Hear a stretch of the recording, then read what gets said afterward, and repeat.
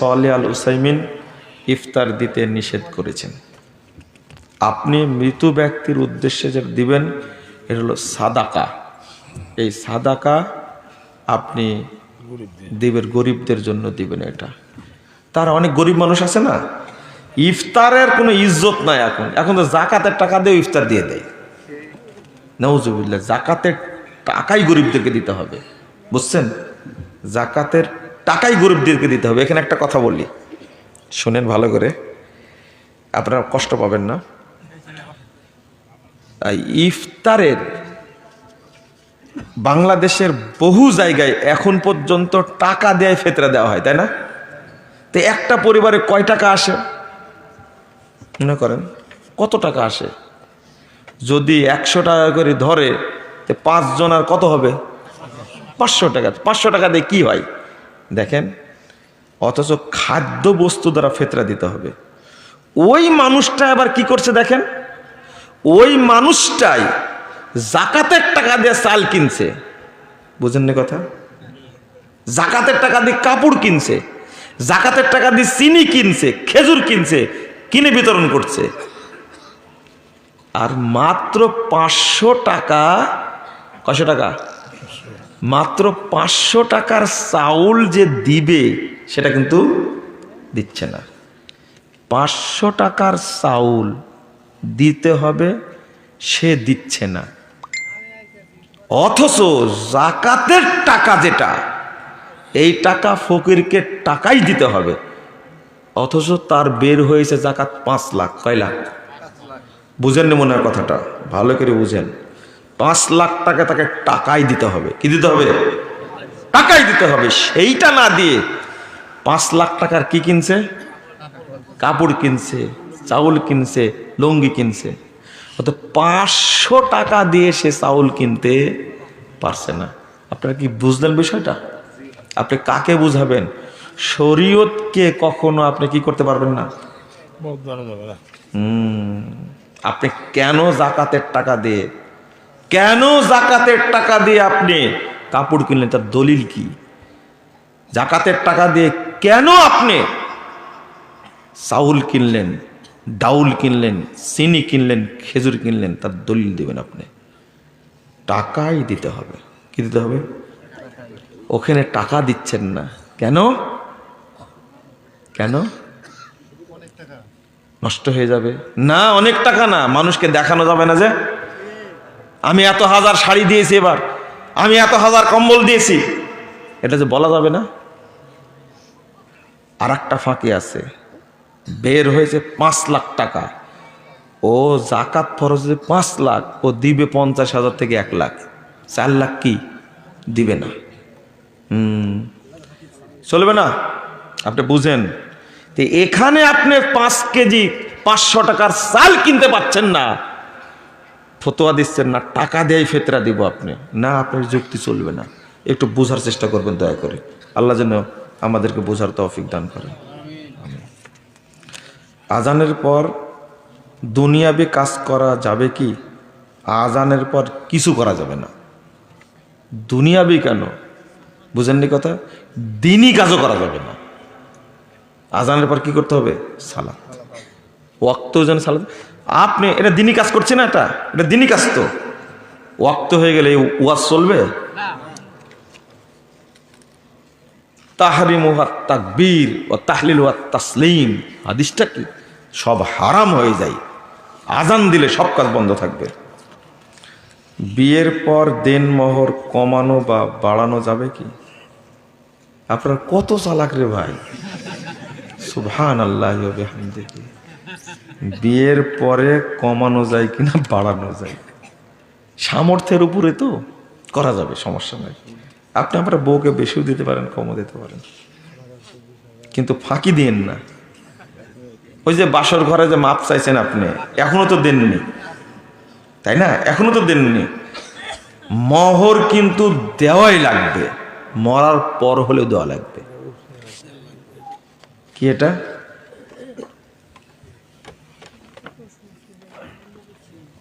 বহু বস্তা সিমেন্ট প্রয়োজন। এটা আগে বলতেন, এখন দিবে মানুষ। মাদ্রাসার বিল্ডিং নির্মাণে অনেক কি লাগবে? সিমেন্ট লাগবে। আপনারা কে কে দিবেন? আদায় করেননি মনে হয়, তাই না? নাকি ও এমনি এমনি বলেন, কালেকশন করেন না? বল্লাই যদি মসজিদ মাদ্রাসা করার জন্য যে কালেকশন করা লাগে, তাহলে আপনাদের ইজ্জত থাকবে? সবাই দেয়, তাই না? মাশাআল্লাহ, দিবেন দিবেন। আমি আর জিজ্ঞেস করলাম না। তাহলে মসজিদে দানকৃত টাকা দিয়ে কি কি কাজ করা যাবে? শুধুই কি মসজিদে জাঁকজমক করতে হবে? মসজিদ জাঁকজমক করবেন না, স্বাভাবিক রাখবেন। এক, আপনার মসজিদে টাকা দরকার না হলে আর এক মসজিদে দিবেন, এটা নিয়ম।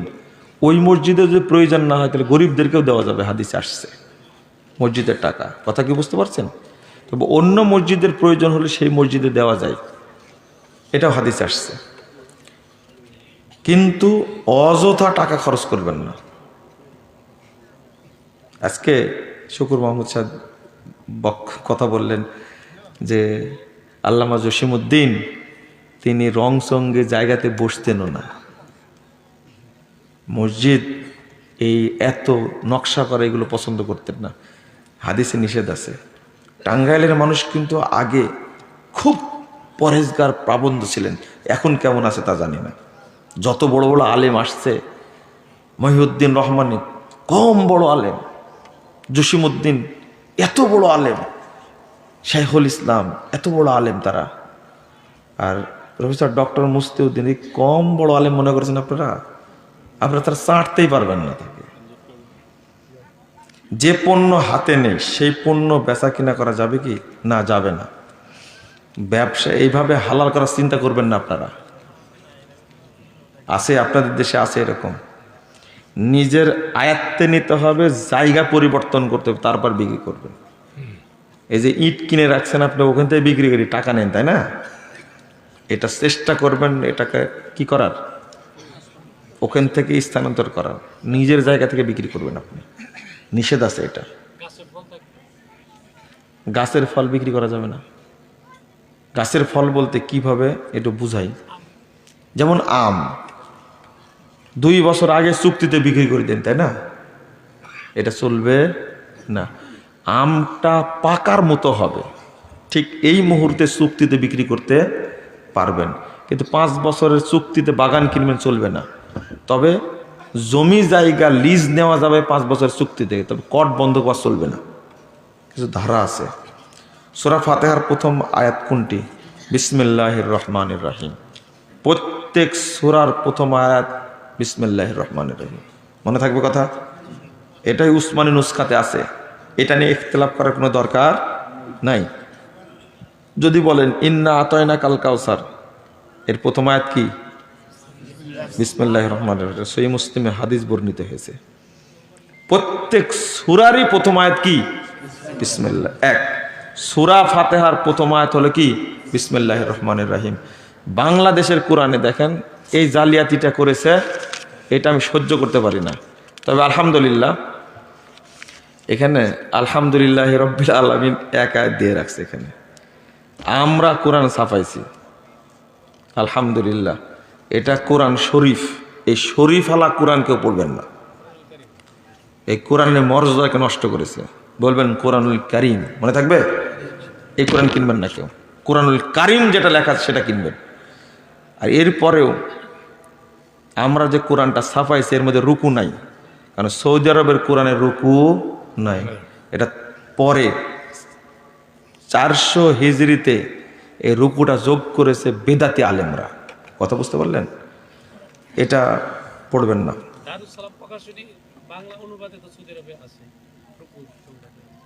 আবার উদাহরণ দিলেন আপনি, তাহলে তো আরো বিপদে পড়লাম।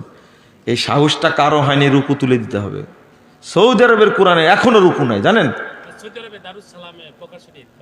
আমি বলিনি এটি সৌদি আরবের কোরআন না, এটা দারুস সালাম প্রকাশনী করেছে এটা। কথা বুঝতে পারলেন? রুকু আছে এমনটা কোরআন নিবেন না আপনারা। বর্তমানে সমাজে দিনদার মেয়ে খোঁজার উপায় কি? দোয়া করবেন, কোনো উপায় নেই। কি করবেন? আগে নিজে ভালো কিনা সেই চিন্তাটা করবেন, করে আল্লাহকে বলবেন আল্লাহ তুমি আমাকে, নিজে খারাপ হয়ে দোয়া করলে জীবনে কবুল হবে না। আপনি যদি খারাপ হন, আল্লাহ ওই রকমই খারাপ একটা মিলাই দিবে। বুঝতে পারলেন কথা? আল্লাহর কাছে আগে বলুন, আল্লাহ তুমি আমাকে, নিজে ভালো হওয়ার পরে বলবে, তার আগে না। কিন্তু বর্তমানে আস্তাগফিরুল্লাহ আস্তাগফিরুল্লাহ, এই যে পহেলা বৈশাখ, পহেলা ফেব্রুয়ারি, না পহেলা ফাল্গুন 13ই ফেব্রুয়ারি, না পহেলা ফাল্গুন 13ই ফেব্রুয়ারি, পহেলা ফাল্গুন 13ই ফেব্রুয়ারি এটা হলো বসন্ত বরণ, আর 14ই ফেব্রুয়ারি হলো বেশ্যা বরণ। আল্লাহ আমাকে যেন মাফ করে, আপনারা কিছু মনে করেন না, এটা লুচ্চা দিবস একটা। এই 31st নাইট, এই ফালতু দিবসগুলোতে এসে ওই যে বললো আসছে ফাগুন আমরা হব দ্বিগুণ। যখন বিশ্ববিদ্যালয়ে পড়েছি তখন আমাকে বলছে ভাইয়ারা দ্বিগুণই হবে, এখন একটা আছে, হবে কয়টা? আস্তাগফিরুল্লাহ আস্তাগফিরুল্লাহ, এমন ব্যঙ্গ করে বলতো। আরে তাও তো বলছে 25 বছর আগের কথা, এখন যে কত নোংরা হয়েছে। এই জন্য এখন প্রশ্ন কোনগুলো আসে জানেন? আমাকে মাফ করবেন, বলছে বিয়ে করার পরে দেখছি বউয়ের পেটে বাচ্চা। এই ফতোয়া কি দিবেন বলেন তো দেখি? বুঝেন না মনে, তাই না?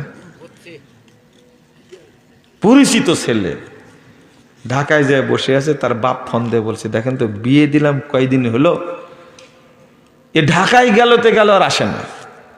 বলছে আমার সমস্যা, আমি যাব না, এত টাকা খরচ করে বিয়ে দিলাম। এখন শ্বশুর বলছে যে মেয়েটাকে ফেলে রেখে গেলে কেন, মেয়ে তো আমার বাড়িতে আছে।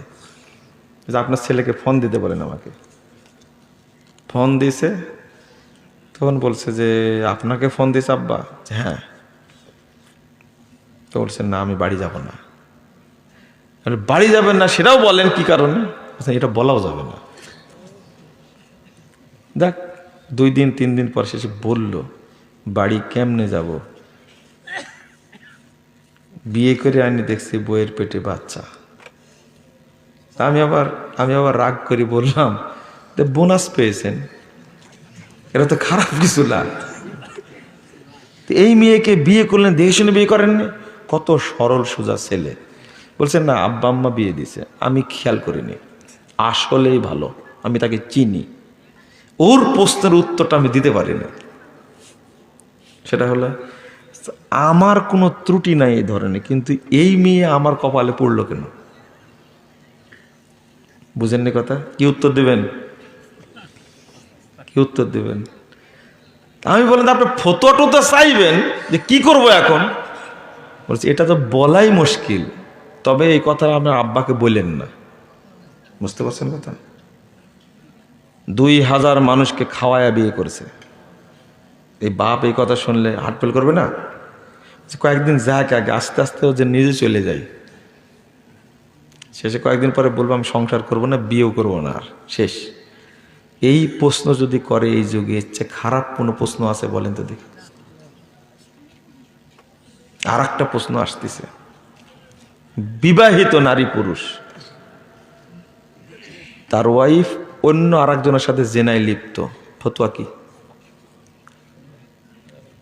এই প্রশ্নটা বেশি এখন, বেশি। ফতোয়া কি? ওই মহিলা এর উপরে হারাম হয়ে গেছে, কারণ ও জেনাকারিনী মহিলা। আল্লাহ বলছে হুররিমা যালিকা আলাল মুমিনিন, এই জেনাকারীর উপরে তাকে হারাম করা হয়েছে, মুমিনরা তাকে বিয়ে করতে পারবেন না। মানে এটা অর্থ না এখন তার উপরে তাকে তালাক দেওয়া। কি দেওয়া? এটাই সমাধান। আপনি তাকে তওবা তাল্লি করে নিবেন, কি করে নিবেন? হারাম যে এটা, ওর ফতোয়া এখন মেরে ফেলে দিতে হবে, তাই না? তো মারা তো যাচ্ছে না, তো কি করবেন? তালাক দিতে পারবেন? 2টা 3টা ছোট ছোট বাচ্চা আছে, কি করবেন আপনি? এর কারণটা কি? এই কারণটা কি? এগুলো তো বেশি ঘটছে, প্রশ্নের উত্তরে জেনে দিতে চায় না। ওই জন্য বললাম দোয়া করবেন কার কাছে? আল্লাহর কাছে, এছাড়া কোনো পথ নাই। মানে আস্তাগফিরুল্লাহ আস্তাগফিরুল্লাহ। আমি আর বললাম না বেনামাজির জানাজা পড়ানো অবৈধ, তাহলে বেনামাজির বিবাহ পড়ানো ও দাওয়াত খাওয়া কি বৈধ? ওর বিয়েই তো হবে না, কেন বিয়ে পড়াবেন তার? ওকে আলাদা করে রাখবেন। বেনামাজির ওই যে বললাম না, এক ওয়াক্ত সালাত ছেড়ে দিস, তাই কি হয়ে গেছে? ও তো পড়েই না নামাজ কোনোদিন, বিয়ে কিসের? ও সমাজই নাই, সাবধান। জুমার 2 আজান মসজিদের ভিতরে দেওয়া যাবে কি? আজান 2টাই জোরে দিবেন, 2টাই কি জোরে দিবেন। ভিতরে দেওয়া যাবে মাইক যদি উপরে থাকে। সফরে থাকাকালীন শুক্রবারে গোসল না করলে সমস্যা হবে না। অনেক মসজিদের খতিব সাহেবগণ গান বাজনার বিরুদ্ধে কথা বলে, কিন্তু মসজিদ কমিটিতে জাহেল লোক থাকে তখন কথা বলে না, তাহলে তার চাকরি হালাল হবে কি? কত দূর চলে গেছে চিন্তা করেন। চাকরি যদি হারাম করে দিলে বিপদ তো না, তার গুনাহ হবে, চাকরি হালাল। রাসূল সাল্লাল্লাহু আলাইহি ওয়াসাল্লাম কি কখনো আজান দিয়েছেন? না দিলের কারণ কি? তাই তো, ভালো প্রশ্ন করেছেন তো আপনি। আল্লাহ রাসূল কি কোনোদিন মুক্তা দিছিলেন? তাহলে আজান দেওয়ার দরকার নেই। বুঝেন? যেহেতু রাসূল আজান দেয়নি কোনোদিন, আজান দেওয়ার দরকার নেই, তাই না? এই ফতোয়া চাচ্ছেন নাকি আপনারা? এটা এইগুলো প্রশ্ন করে আহলে কুরআন যারা, তারা শয়তানের দলেরা। কিসের দল? শয়তানের দল। এলে ফালতু প্রশ্ন করবেন না। আপনাকে একটা প্রশ্ন করে আপনি কাদায় ছাড়বে, একটার উত্তর দিতে পারবেন না। আপনি যে আপনার বাপের সন্তান চেক করে দেখছেন? উত্তর দেন। চেক করে দেখছেন কোনোদিন? কি ডিএনএ টেস্ট করছেন? উত্তর দেন। আমি যদি বলি আপনি জারজ সন্তান, আমায় কিছু বলতে পারবেন? আমি আপনাকে বলছি আপনি জারজ সন্তান, উত্তর দেন তো দেখি। আপনার প্রশ্নগুলি শিখিয়ে রাখেন, মনে থাকবে আপনাদের। এগুলো আমাদের ফেস করতে হয়। সেই চিটাগাং থেকে, সিলেট থেকে আমাদের সাথে কথা বলতে আসে। একদিন আমাকে বলছে, আচ্ছা জিবরিল আমিন যে আল্লাহ রাসূলের কাছে ওইটাই পৌঁছায় দিছে যেটা আল্লাহ বলেছেন, এর কোনো প্রমাণ আছে? বুঝেন মনে প্রশ্নটা, তাই না? কি করার দরকার বলেন তো দেখি। আমার তখন আর স্বাভাবিক না, ওকে বুঝাচ্ছে অনেক সময় থেকে। আমি বললাম যে আপনি তো আপনার বাপের সন্তান, আর আপনি জারজ সন্তান, এটা কি জানেন আপনি? আমাকে জারজ সন্তান বলতাম না, 100 বার আপনার জারজ সন্তান বলা মাত্র প্রমাণ আছে? আপনার বাপের বীর্য থেকে আপনার জন্ম হয়েছে, প্রমাণ আছে? দেন সার্টিফিকেট দেন। আপনি ডিএনএ টেস্ট করেছেন? করিনি। আপনি জারজ সন্তান, আপনি জারজ সন্তান সার্টিফিকেট দিতেছে আপনি। আর কোনো কথা বলবেন না, বের হন মসজিদ থেকে। কথা বুঝতে, জারজ সন্তান আপনি। শোনেন, পাকামো প্রশ্ন করেন না, তাহলে বিপদে পড়বেন। জেরার মসজিদের কোনগুলো? বর্তমানে যে সকল মসজিদে ভাঙ্গা কি হয়ে যাচ্ছে, সেই মসজিদে সালাত আদায় করা কি যাবে? মানে ভাগ হয়ে যাচ্ছে, কেন ভাগ করছেন? মসজিদে জেরার কাকে বলে? যে মসজিদ থেকে ইসলামের বিরুদ্ধে ষড়যন্ত্র হয়, সেটা কি মসজিদে জেরার। তো ওই মসজিদে কি ইসলামের বিরুদ্ধে ষড়যন্ত্র হয়? আপনার বিরুদ্ধে হয়। কার বিরুদ্ধে? আপনার বিরুদ্ধে হয় ষড়যন্ত্র। এই ব্যক্তির দ্বন্দ্ব যদি মসজিদের উপরে যায়, এর চেয়ে বড় পড়াবার কিছু নাই। এটা আগে 2 পক্ষ আসবেন মসজিদের ব্যাপারে। ঘুমানোর পূর্বে দোয়া কালাম ইত্যাদি পাঠ করার পর যদি বিছানা ত্যাগ করে আবার যাই, তাহলে পুনরায় বিছানায় এসেছি আবারও কি দোয়া পড়তে হবে? না। ইলেকট্রিক র্যাকেট দিয়ে মশা মারা জায়েজ। জনৈকে আলম বলেছেন, চোখ বুজে সালাত আদায় করে যদি একাগ্রতা আসে, তাহলে চোখ বুজে পড়তে পারেন। না, পড়া যাবে না, চোখ খুলে পড়তে হবে। সালাতে রুকুর পর উঠে বুকে হাত বাঁধার নিয়ম কি? এটা সৌদি আরবের আলেমরা বলেছেন হাত বাঁধা যায়। শেখ আলবানি বলেছেন এটা বেদাত। আমরা হাদিসের দৃষ্টিকোণ থেকে মনে করি যে হাত ছেড়ে দেওয়াটা হাদিসের অনুকূলে। এরপরে এই মাসালা নিয়ে আপনারা কেউ কি করবেন না, কারণ সালাফি বড় বড় বিদ্বানের মধ্যে এই দুইটা নিয়ে ইখতিলাফ আছে। আপনি এখানে মাতবরি করতে পারবেন না। আপনার যেটা মনে হাদিসের অনুকূলে সেটা করবেন, আমারটা আমি বললাম। ফাইদা করাতাল কোরআন ফাস্তাইজ বিল্লাহি মিনাশ শাইতানির রাজিম, কি বলতেছে? এতটুকু কোরআনে আছে, কিন্তু সরাসরি আউযু বিল্লাহি মিনাশ শাইতানির রাজিম এই বাক্য সরাসরি কোরআনে হাদিসে আছে কি? আছে। জনৈক ব্যক্তির দাবি করেন উক্ত বাক্য খ্রিস্টান পাদ্রী পণ্ডিতের কাছ থেকে চালু হয়েছে। তার উক্ত দাবি কি সঠিক? খ্রিস্টান পাদ্রী বলেছে এটা? হ্যাঁ, শোনেন, সব ক্ষেত্রে মানহাজকে ফলো করবেন। কাকে? কাকে? মানহাজ। এখানে মাতবরি করতে যাবেন না।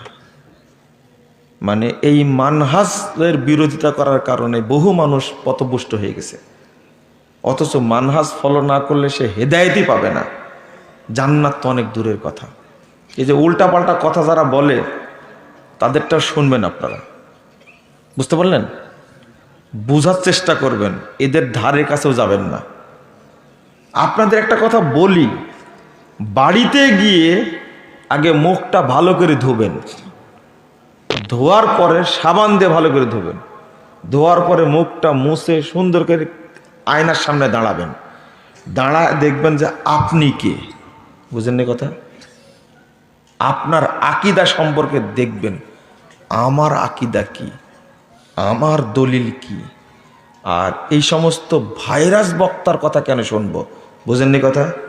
বহুদিন চেহারা দেখেননি, নিজের চেহারাটাকে দেখবেন ভালো করে। ভেড়ার সাথে চলতে চলতে ভেড়া হয়ে গেছে। একজন ভাইরাল আলেম বলেছে হযরত সুলাইমান আলাইহিস সালাম পৃথিবীর সকল প্রাণীকুলকে একবেলা খাওয়াতে চেয়েছেন। ভাইরাল আলেমও ভাইরাস, আপনার ভাইরাল শব্দটার অপমান করেছেন। বহু আগেই বলেছি, যারা এই সমস্ত বক্তারা যারা মিথ্যা কথা বলে এরা এগুলো বলে। বিল্লাল রাদিয়াল্লাহু আনহু নামটা ভালো রাখতে পারেননি? বিলাল রাদিয়াল্লাহু আনহু আজান না দিলে সূর্য উঠতো না। কোন খাটাস বলেছে এটা? আল্লাহ হেদায়েত দান করুন। নবীকে না বানালে আসমান জমিন কিছুই হতো না। যত মিথ্যা কথা আছে তার মধ্যে একটা 1 নম্বর মিথ্যা কথা এটা। আমি একজন ছোট ব্যবসায়ী, আমি সম্ভবত দোকান করি। কি রয়ের ফুটা তো দিবেন আপনি। শরবতের দোকান করি, এখানে কিছু খাওয়ার রং ব্যবহার করা হয়, কিছু সেগারিং লেগছে, তাও ভাষা ফাটাফাটি ব্যবহার হয়, কিছু ফলমূলও ব্যবহার করা হয়। হালাল না হারাম? আপনি রঙও ব্যবহার করছেন, সেগারিটা ব্যবহার করছেন, আবার জিজ্ঞেস করছেন হালাল না হারাম।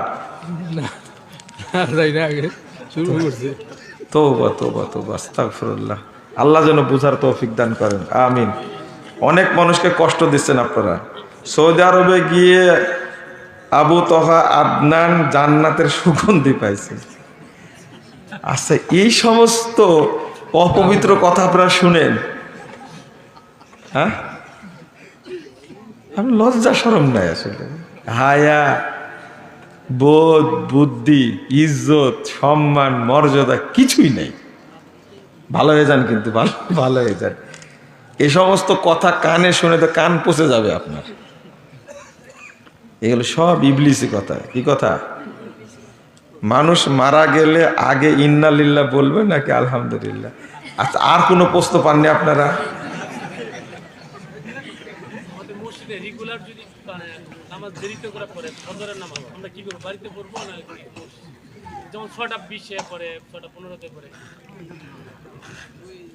এটা কি আহলে হাদিস মসজিদে?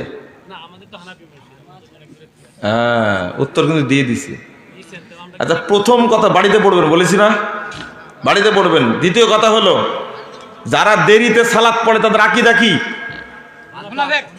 আবার ভুল হলো।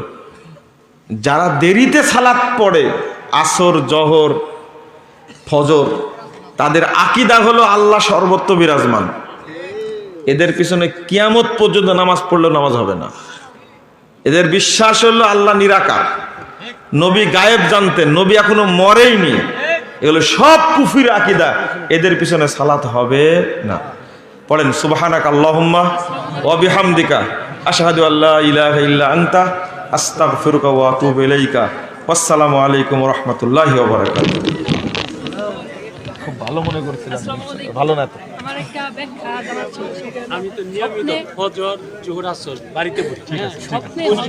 স্বপ্নে হজে যাওয়া দেখলে এটার ব্যাখ্যা।